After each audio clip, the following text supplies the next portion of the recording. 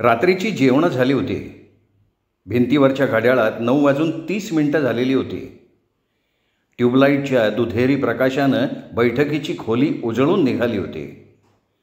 बाहेर गडद रात्र अणुरेणूक पाझरत होती. मंद वारा वाहत असल्यानं दिवसभर होणारी जीवाची काहिली थोडी कमी झाली होती.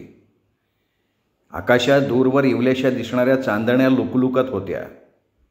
सुपात दाणे दिसावे तशा त्या दिसत होत्या. स्वयंपाकघरात अनुराधा आवराआवर करत होत्या. चंदू काकांबरोबर मनसोक्त गप्पा मारून शलाका तिच्या खोलीत पुस्तक वाचत बसली होती. तिच्या अंगावर राखाडी रंगाचा गाऊन होता. दादा खोत त्यांच्या आरामखुर्चीत ओली सुपारी चघळत बसले होते. त्यांच्यासमोर चंद्रशेखर बसलेले होते.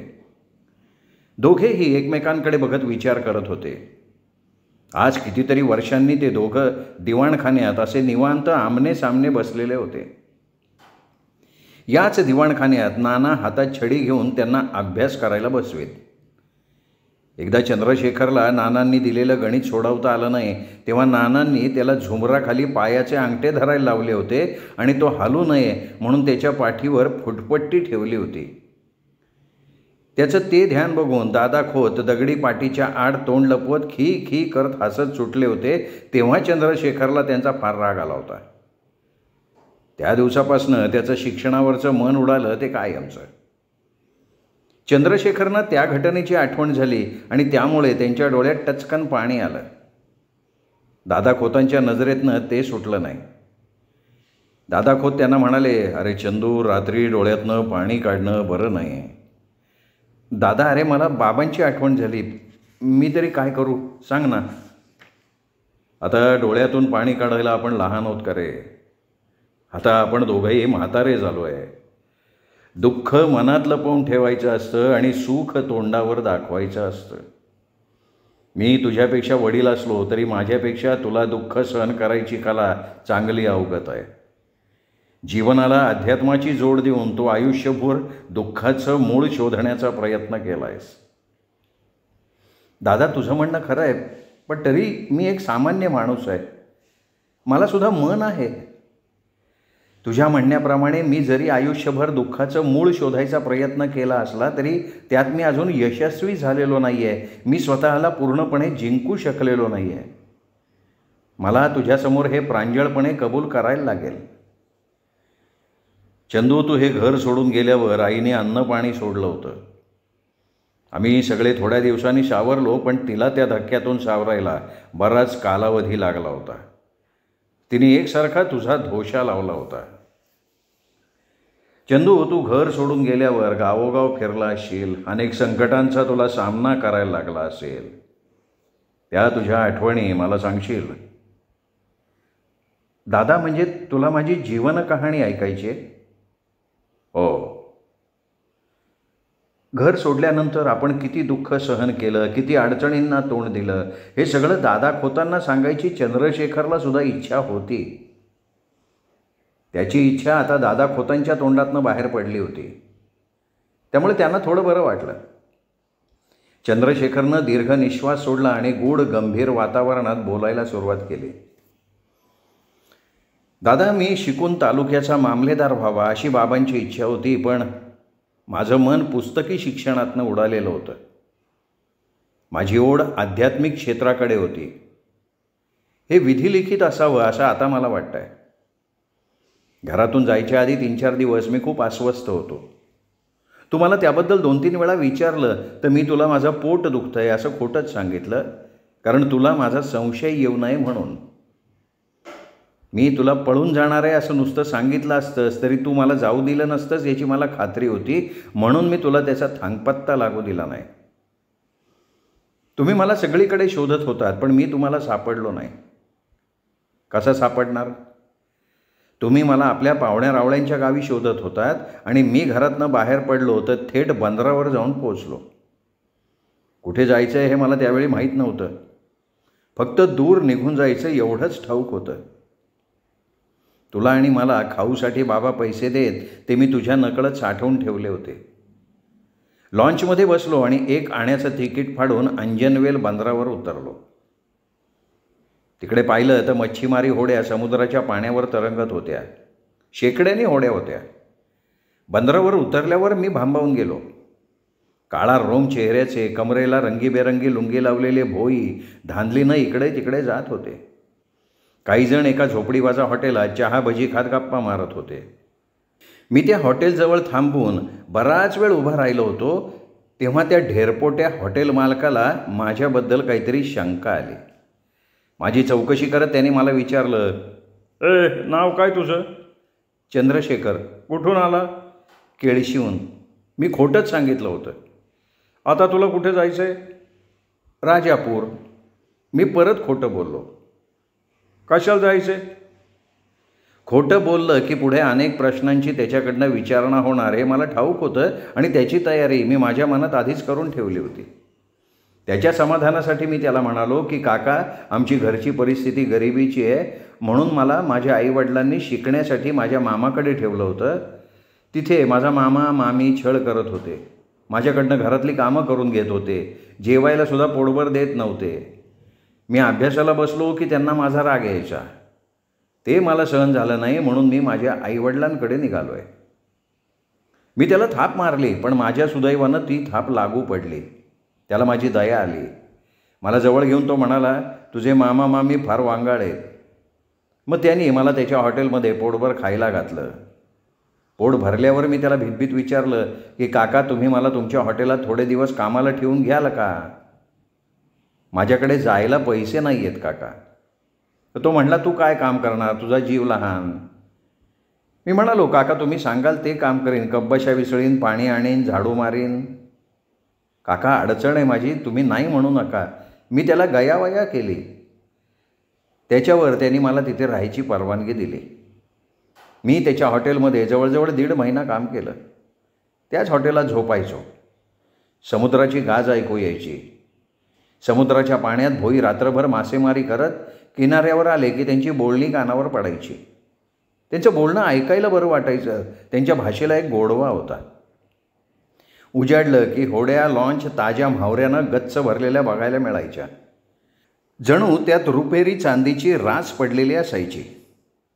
इटुकली पोरं जेव्हा होड्या घेऊन समुद्रात वल्ह मारत जायची तेव्हा मलासुद्धा कधीकधी सुरसुरी यायची. पण मी तो बेत कधीही तडीला नेऊ शकलो नाही, याचं आता मला खूप वाईट वाटतं. मी ती संधी गमावली. मी ज्या हॉटेलात काम केलं त्या हॉटेल मालकाला सगळे नरवणकर मामा म्हणायचे. माझ्या कामावर ते खुश होते. जाताना त्यांनी मला वाटखर्चाला पैसे दिले. केळीच्या पानात नाचणीची भाकरी बांधून देत ते मला डोळे गाळत म्हणाले, पोरा जपून जा, माझी आठवण आली की ये कधीतरी भेटायला. नरवणकरांनी मला तेव्हा मदत केली नसती तर मी भरकटत आणखीन कुठेतरी गेलो असतो, पण तसं होणं नव्हतं. आपलं कुलदैवत माझ्या पाठीशी होतं. संकटाच्या वेळी मला त्याची साथ मिळत गेली, त्यामुळे मी वेळोवेळी तरत गेलो. चंद्रशेखरला बोलताना थोडा थकवा जाणवायला लागला. मेजावर पाण्याचा तांब्या भरून ठेवला होता. भांड्यात पाणी ओतून घेऊन त्यांनी घसा ओला केला. पंचानं तोंड पुसलं. दादा खोत त्यांना म्हणाले, चंदू, आता आपण दोघं म्हातारे झालो, त्यामुळे थोडा थकवा तुला जाणवत असेल. तू सावकाश सांग, घाई करू नकोस. रात्र आपलीच आहे. मला तुझ्याकडनं सगळं ऐकायचं आहे. दादा, तू म्हणतोस ते खरं आहे. हल्ली हल्ली मला थकल्यासारखं वाटायला लागलं आहे. अरे, तरुण वयात मी न थकता 35-40 मैल चालायचो. आता मला 5 मैल चाललं तर लगेच विश्रांती घ्यावी लागते. बरं, तू त्या अंजनवेल गावातनं निघालास, त्याच्यापुढे काय झालं? मी जड अंतःकरणाने नरवणकर मामांचा निरोप घेतला. कुठे जायचं आहे हे मला तेव्हाही ठाऊक नव्हतं. जवळचे पैसे संपले तेव्हा मजल दरमजल करत मी पंढरपुरात गेलो. काही दिवस माधुकरी मागून खाल्ली. रात्री धर्मशाळेत पथारी पसरायचो. भिकारी, महारोगी यांच्या संगतीत राहिलो, त्यामुळे जीवन किती कष्टप्रद आहे हे जवळून बघता आलं मला. प्रत्यक्षात अनुभवलं. घासभर अन्नासाठी किती यातायात करायला लागते याचा अनुभव घेतला. त्या धर्मशाळेत जीवाला जीव देणारे काही मित्रसुद्धा भेटले. एकदा पावसात भिजल्यामुळे मी आजारी पडलो तेव्हा माझ्या त्या मित्रांनी मला सरकारी दवाखान्यात नेलं. त्यांच्या ताम्हणातलं अन्न त्यांनी मायेनं मला भरवलं. तिथेच मला चंद्रा भेटली. ती गोरीगोमटी 14-15 वर्षाची होती. तिचा जन्म झाल्यावर तिच्या आईने तिला धर्मशाळेत ठेवून पोबारा केला होता. चंद्राला 1 वर्षाची मुलगी होती. तिचं लग्न झालं नव्हतं. समाजाच्या विकृत लैंगिक वासनेला ती लहान वयात बळी पडली होती. ती मला भाऊ म्हणून साथ घालायची. एकदा ती मला म्हणाली, भाऊ, मी माझ्या मुलीला शाळा शिकवून मास्तरीण करीन, तिचं लग्न चांगला मुलगा बघून करून टाकीन. म्हातारपणी मला मग दारोदार भीक मागत फिरायला लागणार नाही. मीही तिला म्हणालो की चंद्रा, मी तुझ्या लेकीच्या लग्नाला जरूर येईन. पण काही दिवसांनी ती चंद्रा बेपत्ता झाली. मला पुन्हा भेटलीच नाही. एकतर ती पंढरपूर सोडून दूर गेली असावी किंवा तिच्यावर बलात्कार करून तिला कोणीतरी मारून टाकली असावी. ती गेलीच. ती गेल्यानं मी काही दिवस सैरभैर झालो. गावात माधुकरीसुद्धा मागायला जायचो नाही. चंद्रभागेच्या काठावर तासनतास एखाद्या भ्रमिष्ठासारखा बसून राहायचो. एक दिवशी असा चंद्रभागेच्या वाळवंटात भ्रमिष्ठासारखा बसलो होतो. पोटात अन्नाचा कण नव्हता. घशाला कोरड पडली होती. मला ग्लानी येऊन मी त्या वाळूत पडलो. मी पडल्यावर तिथे बघ्यांची गर्दी जमली. त्यात केशव भटसुद्धा होते. ते गर्दी हटवत पुढे आले आणि त्यांनी माझ्या तोंडावर पाणी मारून मला शुद्धीवर आणलं. मला प्यायला पाणी दिलं. माझ्या चेहऱ्यावरनं मी ब्राह्मणाचा मुलगा असावा अशी त्यांना थोडी शंका आली होती. मग मी शुद्धीवर आल्यावर माझी चौकशी करत त्यांनी मला विचारलं, बाळा, तुझं नाव काय? चंद्रशेखर. कुठून आलास? कोकणातून. ब्राह्मण आहेस? हो. तुला भूक लागली आहे? पुढे त्यांनी मला एकही प्रश्न विचारला नाही. त्यांनी मला त्यांच्या घरी नेलं. पोटभर जेवायला वाढलं. माझं जेवण झाल्यावर त्यांनी मला पुन्हा मायेनं विचारलं की तू आता कुठे जाणार आहेस? मी म्हणालो, मी अजून त्याचा विचार नाही केला. ते म्हणाले, माझ्याकडे राहायला आवडेल का? मी म्हणालो, तुमच्या घरात बरेच धार्मिक ग्रंथ आहेत, ते मला वाचून काढायचे, जर तुमची परवानगी असेल तर. ते म्हणाले, यात परवानगी का मागतोयस? माझ्याकडे वेद, पुराण, दासबोध, तुकाराम महाराजांचे अभंग, ज्ञानेश्वरी, भरपूर ग्रंथ संपदा आहे. सोप्या भाषेत लिहिलेलं गुरुचरित्रसुद्धा आहे. तू ब्राह्मण आहेस म्हणून मी तुला सांगतो, या गुरुचरित्रात असं लिहिलं आहे की 7 दिवसांच्या पारायणात ब्रह्मचर्य पाळावं, हजामत दाढी करू नये, पांढऱ्यावर झोपावं, दूध भातच खावा आणि स्त्रियांनी गुरुचरित्र वाचायचं नसतं. इथे रात्र वाढत होती आणि वाड्यात दादा खोत आणि चंद्रशेखर दोघेही जागे होते. दादा खोत त्यांचं बोलणं लक्ष देऊन ऐकत होते. भटकंती करून चंद्रशेखरने बरीच माहिती गोळा केली होती. चंद्रशेखर पुढे बोलायला लागले. मग माझी केशव भटांकडे राहायची व्यवस्था झाली. त्यांच्या पत्नी राधिका फार प्रेमळ होत्या. मी त्यांना मावशी म्हणायचो. घरकामात त्यांना माझी मदत व्हायला लागल्यामुळे त्या माझ्यावर खुश झाल्या. कामातून सवड काढून मी त्यांच्याकडचे धार्मिक ग्रंथ वाचून काढायला लागलो. 2-3 वेळा गुरुचरित्र वाचून काढलं. यात चमत्कारांच्या कथा असल्यानं ते वाचताना काळवेळाचं अजिबात भान राहत नाही. त्या कथांची मी अक्षरशः पारायणं केली.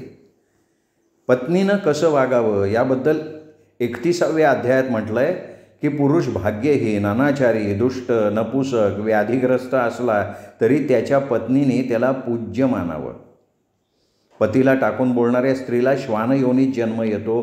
ती स्त्री कोल्ही होऊन गावाजवळ येऊन भुंकते. जी स्त्री पुरुषाला टाकून अन्न खाते ती गावडुकरी होते. ती जन्म भोगून वटवा गुळ होते. आपलीच विष्ठा खाऊन झाडावर लोंब कळते.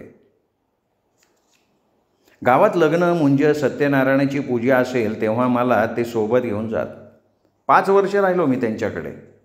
पण त्या ठिकाणी मला परक्याप्रमाणे कधीच वाटलं नाही. केशव भटांचं देहावसान झालं आणि मी त्यांचं घर सोडलं. मागच्या जन्माचं पुण्य माझ्या पाठीशी होतं म्हणून का काय, केशव भटांसारख्या ज्ञानी शास्त्रीचं शिष्यत्व मला लावलं. त्याचा पुढे मला फार चांगला उपयोग झाला. त्यांच्या संपर्कात राहून माझ्या ज्ञानाच्या कक्षा रुंदावल्या. जीवनातल्या सुखदुःखांचा थोडा बहुत शोध घेता आला. केशव भटांचं पंढरपुरातलं घर सोडून मला 2 दिवस झाले होते. धुळीच्या रस्त्यानं मी अनवाणी चालत होतो. कुठे जायचं याचा मी विचारच केला नव्हता. मला नेमकं काय करायला हवं याचा मी विचार करत होतो आणि त्यामुळे मी होतो अस्वस्थ. ज्यासाठी मी माझं घर सोडलं होतं, रक्ताच्या नात्यापासून दूर निघून गेलो होतो, त्या ध्येयापर्यंत मी अजून पोचू शकलो नव्हतो, म्हणून माझ्या मनातली बेचैनी वाढली होती. धुळीच्या रस्त्याने चालत निघालो होतो. खामगाव जवळ आलं होतं. त्या गावात रात्री मुक्काम करून उजाडल्यावर पुढे चालत जायचा बेत मी मनात आखला. सांजावलं होतं. चालून पाय थकले होते, तहान लागली होती. कसे तरी पाय ओढत निघालो होतो. मला लघवीला आली म्हणून मी रस्त्याच्या कडेला असणाऱ्या घाणेरीच्या झुडपाच्या आड गेलो. लघवी केली, माघारी वळलो. इतक्यात माझ्या उजव्या पायाला काहीतरी चावलं म्हणून मी खाली बघितलं. माझा पाय मातकट रंगाच्या फुरशा जातीच्या सापाच्या शेपटीवर पडला होता. तो लांबीला बराच होता. त्यांनीच माझ्या पायाला चावा घेतला होता. मी त्याला मारलं नाही, त्याला जाऊ दिलं. प्रत्येक प्राणीमात्राला जगायचा अधिकार आहे. मी त्याच्या शेपटीवर पाय दिला होता म्हणून त्याने माझ्या पायाला दंश केला होता, यात त्याचा दोष नाही. म्हणून मी त्याला जाऊ दिलं आणि रस्त्याच्या कडेला येऊन पाय धरून बसलो. माझा पाय हळूहळू बधीर होतोय हे मला जाणवायला लागलं, कारण फुरशा जातीचा साप विषारी असतो हे मला ठाऊक होतं. माझ्या सुदैवानं मागणं एक बैलगाडी येत होती. त्यात 3-4 माणसं होती. ती खामगावला साखरपुड्याच्या कार्यक्रमाला निघाली होती. गाडीवान खाली उतरला, माझी चौकशी केली आणि म्हणाला, स्वामीजी काय झालं? मी सांगितलं साप चावला. त्यांनी मला विचारलं की तुमच्याबरोबर कोणी नाही का? तर मी म्हटलं नाही, मी एकटाच आहे. मग त्या लोकांनी मला उचललं, गाडीत बसवलं, खामगावला सरकारी दवाखान्यात आणलं. 2-3 दिवस मी सरकारी दवाखान्यात होतो. वेळेवर इलाज झाला म्हणून मी वाचलो. धोका टळून गेल्यावर डॉक्टरांनी मला सोडलं. अंगात त्राण नव्हतं, त्यामुळे मला 4-5 दिवस विश्रांती घ्यायची सक्त गरज होती. दवाखान्याच्या व्हरांड्यात मी विचार करत उभा असताना वॉर्डबॉय माझ्याजवळ आला आणि म्हणाला, स्वामीजी विचार कसला करताय? मी त्याला विचारलं, इथे जवळपास कुठलं देऊळ आहे का? तो म्हणाला, आहे दत्ताचं देऊळ. व्हरांड्याच्या पायऱ्या उतरून त्यांनी मला दत्ताच्या देवळाचा सोनेरी मुलामा दिलेला आणि उन्हात चमकत असलेला कळस दाखवला. मी त्याचे आभार मानले आणि ओम दत्ताय नमः म्हणत देवळाच्या दिशेनं सावकाश चालायला लागलो. सोबत सामान बिमान नव्हतं, त्यामुळे मला कसली चिंता नव्हती. 50-60 पावलं चालल्यावर मी थेट देवळात आलो. देऊळ ऐसपैस होतं. देवळाला नक्षीदार एकूण 16 दगडी खांब होते. खाली लादी बसवली होती. गाभाऱ्यात दत्ताची 3 फूट उंचीची संगमरवरी मूर्ती होती. गाभाऱ्यात उजव्या बाजूच्या कोपऱ्यात लाकडी दानपेटी होती. त्या दत्ताच्या देवळात आल्यावर मला थोडं प्रसन्न वाटायला लागलं. गाभाऱ्यात गेलो, दत्ताला हात जोडून दर्शन घेतलं. मग एका बाजूला खांबाला टेकून निवांत बसलो. लोक येत होते, दत्ताचं दर्शन घेऊन बाहेर जात होते. कोणी दानपेटीत नोटा किंवा चिल्लर टाकत होते. माझ्याकडे सहानुभूतीने बघत, कोणी पायावर मस्तक ठेवत, स्वामीजी आशीर्वाद द्या असं म्हणत होते. त्यामुळे मला संकोच वाटायला लागला.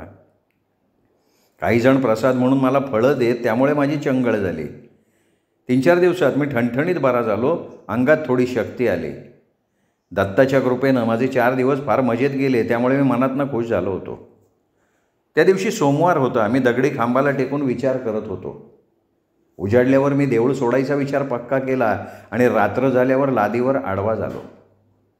देवळात सामसूम होती. बाहेर गडद अंधार पडला होता. दत्ताच्या संगमरवरी मूर्तीसमोर समई तेवत होती. मी जागसूत झोपला होतो. कुठे खुट्ट झालं तरी माझी लगेच झोपमोड होत होती. ही माझी फार दिवसांची सवय. त्याचा फायदा मला त्या रात्री झाला. मध्यान्ह रात्र उलटून गेल्यावर माझ्या कानावर कसला तरी आवाज पडला म्हणून मी जागा झालो. आजूबाजूला त्या आवाजाचा कानोसा घेतला. तो आवाज गाभाऱ्यातून येतोय हे माझ्या लक्षात आलं. मी चोर पावलांनी पुढे गेलो. समोरचं दृश्य बघून मी चकित झालो. गाभाऱ्यात शिरून 3-4 माणसं दानपेटी बाहेर काढायचा प्रयत्न करत होती. हे चोर आहेत हे कळायला वेळ नाही लागला. प्रसंगावधान राखून मी त्यांचा रस्ता अडवला आणि मोठ्या आवाजात चोर चोर धावा धावा असं बेंबीच्या देठापासनं ओरडायला लागलो. ते चोर घाबरून पळायला लागले. मी त्यांच्यासमोर उभा होतो. त्यांनी मला जोरात बाजूला ढकललं, पण तरीसुद्धा एका चोराला मिठी मारून मी घट्ट पकडून ठेवलं. बाकीचे चोर पळून गेले. माझ्या तावडीत सापडलेल्या चोराला मी सोडलं नाही. तेवढ्यात माझा आवाज ऐकून आजूबाजूची माणसं काठ्या कुऱ्हाडी घेऊन धावत आली. त्यांनी त्या चोराची यथेच्छ धुलाई केली.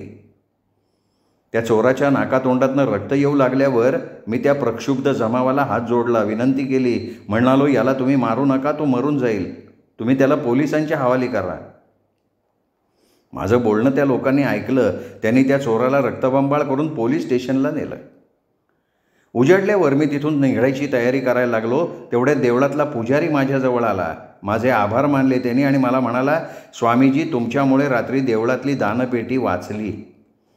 तुम्ही नसता तर चोरांनी ती पेटी उचलून नेली असती. तुमचे आभार कसे मानावे हे कळत नाही आहे. मी म्हणालो, माझे आभार का मानताय?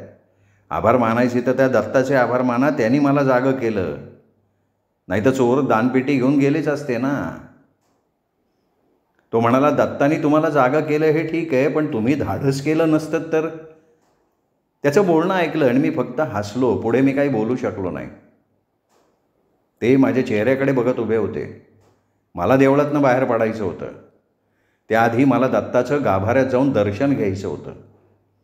पितळेची घंटा वाजवून मी ओम दत्ताय नमः म्हणत दत्ताच्या मूर्तीसमोर दोन्ही हात मनोभावे जोडून थोडा वेळ उभा राहिलो. कपाळाला हाताच्या बोटानं भस्म लावत मी गाभाऱ्यातनं बाहेर आलो. माझ्या हातावर प्रसाद ठेवत पुजाऱ्यांनी मला आपुलकीने विचारलं की स्वामीजी कुठे जाणार? मी म्हणालो, मी काही ठरवलेलं नाही आहे.